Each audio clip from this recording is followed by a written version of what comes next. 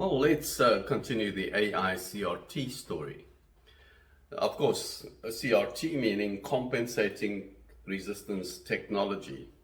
But to understand the next part, which is the under the surface part of the technology, and why I say under the surface, it's not as if you can clearly feel, that was a hard pull and a lighter resistance back, where that may appear obvious. The CRT component is very subtle in that you'll feel, but that felt smooth. And why am I recovering so fast? I just burnt my muscles here. I really felt a big burn, and there I'm feeling better. All of that later, but for now, to understand that mechanism, you need to understand what twitching is. So you must have heard of fast twitch versus slow twitch muscles. All it has to do with is the speed at which signals are sent to the muscles to fire. So if signals are firing fast, they may fire so fast that there's a smooth contraction curve that occurs when you execute your muscle activity. So for instance, sprinters need to have fast twitch muscles. If you don't, you simply would not be able to sprint as fast. And the same applies to a power lifter. If you don't have fast twitch muscle fibers, you would not be able to pick as heavily a weight.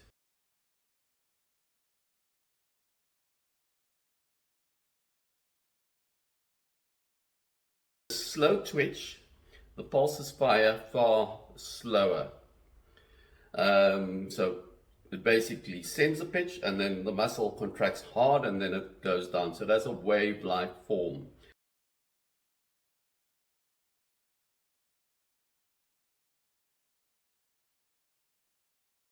Give you an example of a slow twitch contraction.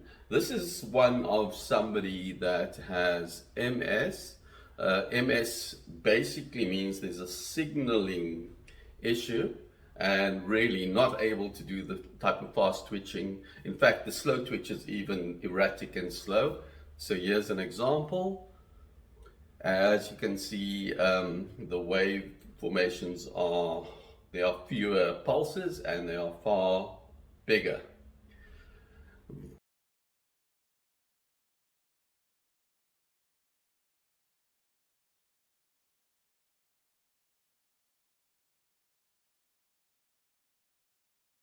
So let's take a look at the next one. That's a faster twitch contraction of the same person.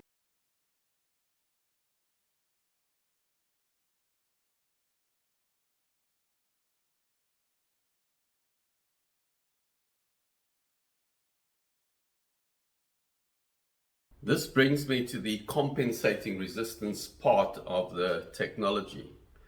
So what would happen with normal exercises, they would not compensate for that wave function. And so, muscles will have to move against the resistance. And what you can do is you can perceive the pulses, the force pulses that are trying to enact against a particular technology. But what's important to realize from the data that you just saw there is those are actually speed variations measured by the KineDek.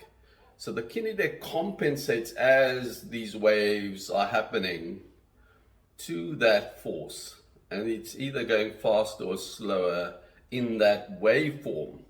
So that is quite powerful. The implications for that has to do with training for endurance. It has to do with controlling inflammation.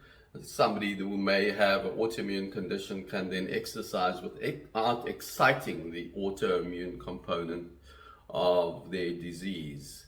So the implications of that we will discuss a little bit further. But yeah, there's a whole host of really powerful implications, one of them also being mental health and just overall well-being.